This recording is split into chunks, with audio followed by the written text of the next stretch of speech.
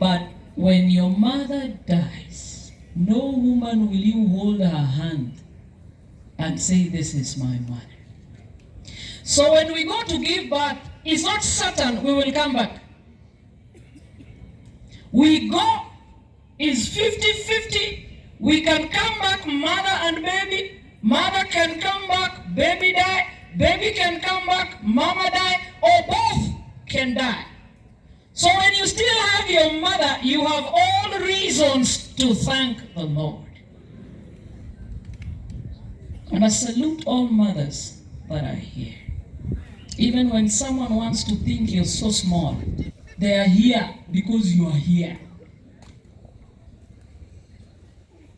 I have the honor to speak to us.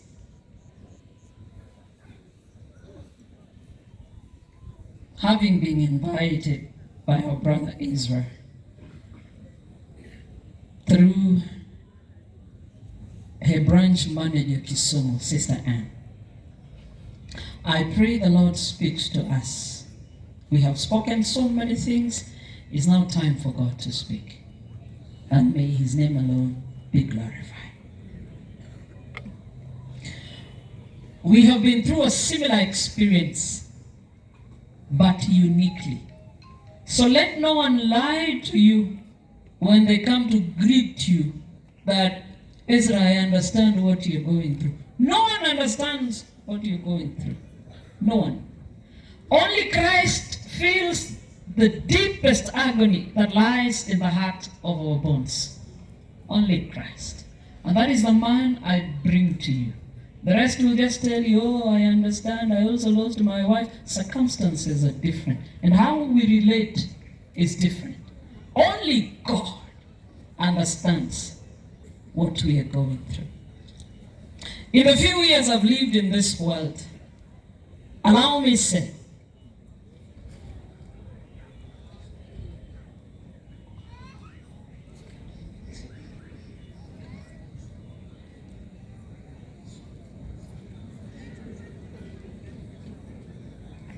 I will mix the language, and you'll allow me mix even a kegere. My good ones.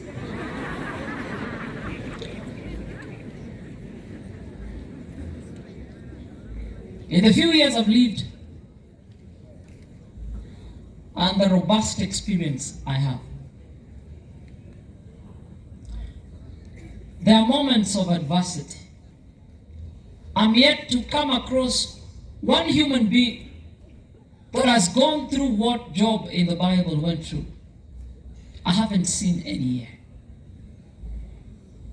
So when we speak of Job, I seek to answer the question, can we find wholeness in brokenness?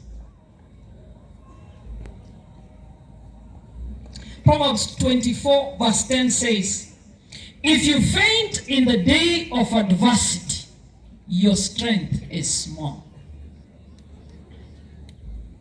That moments of adversity, nyakati za shida, are unavoidable, inevitable. They must come, you like it or not, because the Lord has warned us beforehand that in this world you shall see trouble, but be of good cheer, because I have overcome the world. So we will die, things will happen, they are beyond our control, but the Lord is teaching us in his word that if you faint,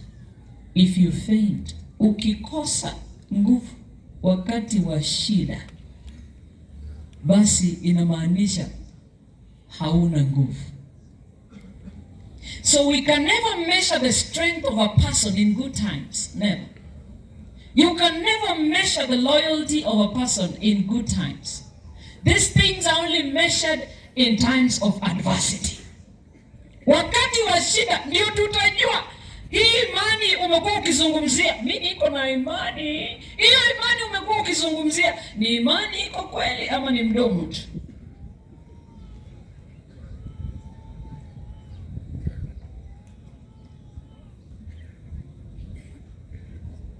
And so we are introduced to a man called Job. And I love the description that is given about Job.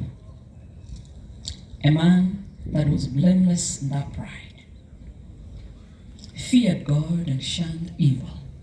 That is his spiritual life.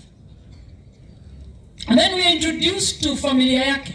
Biblia inasema alikuwa na watoto wa kiume 7 na wa kike 3, watoto 10. So ukinicheka wangu 6, mimi nimekueleza naendelea.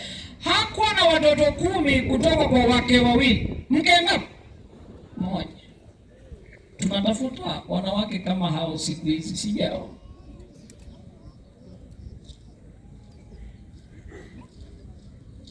So that is the family life of Job. The Bible introduces us to his wealth and possessions. And says that his possessions were 7,000 sheep. Ngamia 3,000. Ng'ombe 500. Punda wa kike, punda wa kiume 500. And a very large household, so that this man was the greatest of all the people of the East. I have problems when some church members want to preach to us that money is bad. The children of God can be the wealthiest in the world. And si lazima ukuwe na mali mingi, itakuelekeza kwa na pesa wanataka wajenge kanisa. Bora uhai, sasa mbona usiende kwa muhindi kwa hardware, umwambie niko na uhai, nipe simiti 100.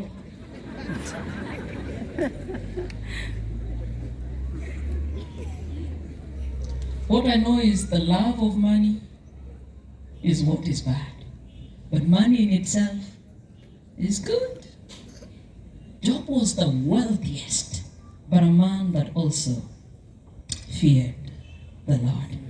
The story continues, na inasema kwamba kulikuwa na mkutano kule mbinguni. Mungu ana mkutano na wanawake, I suppose malaika. Alafu the adversary ambaye ni shetani akapatikana kwenye mkutano. Wana mazungumzo na Mungu na anamuuliza, ni vipi umefika hapa? Sema nilikuwa na zunguka huku na kule, nikajipata hapa. Na ulipokuwa ukizunguka ulikutana na Job mahali. Listen to this conversation. Then the Lord said to Satan, that is verse 8, have you considered my servant Job, that there is none like him on earth, a blameless and upright man, one who fears God and shuns evil? And the devil responds and he says, kwani huyu Job ana kutumikia for nothing? Si ni vile umempatia hii mali ako nayo ndio unafikiria anakupenda? And then the Lord said this, but now stretch out your hand, that is the devil, and touch all that he has, and he will surely curse you to your face.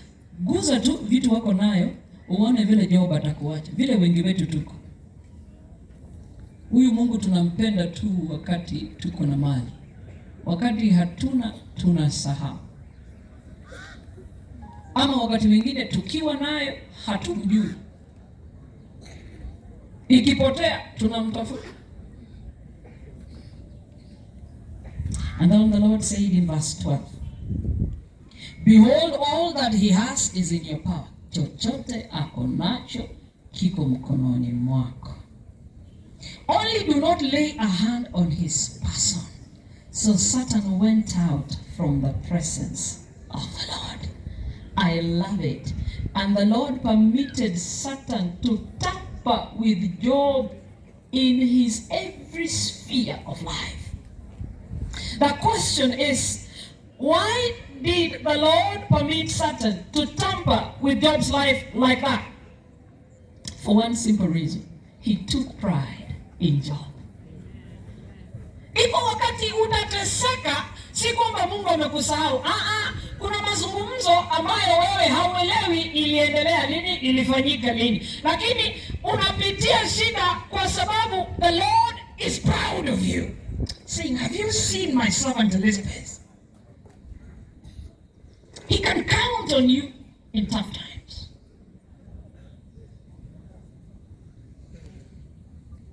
And when the devil began to wreck the life of Job, he lost everything successively. Iko wale wanasema nilipoteza mke wangu mwezi wa 3, alafu mwezi wa 6 nikapoteza mwana wangu. Job alipoteza kila kitu kwa siku ngapi? Moja. Biblia inasema and while he was speaking, people reporting what have happened, and while he was speaking, this and this happened, and while he was speaking, this and this happened. Within a day, he lost his wealth, he lost his children. One day like this. Watoto 10 siku ngapi? Moja. Na mali pia imefanya nini? Amen.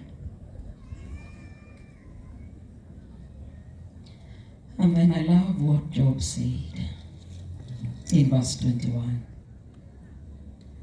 He said, naked I came from my mother's womb, and naked shall I return there.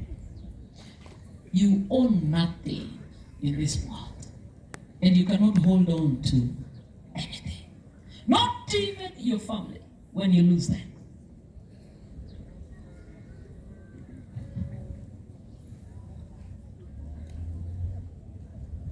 The Lord gave, and the Lord has taken away. Blessed be the name of the Lord. In all this, Job did not sin, nor charge God with wrong. Ezra, are you listening to me? Job learned to look at things in light of eternity. That there is life beyond this world. And at times it's good ujifunze kujiuliza maswali magumu kabisa. Maswali kama kuna kitu nimeuliza Mungu anipe, asiponipa kutaendaje? Does it still remain to be God? The 3 Hebrew boys say, I know our God will save us, but even if he does not, we will still worship him. Why? Because they know there is a bigger and better life beyond this world. That is what Job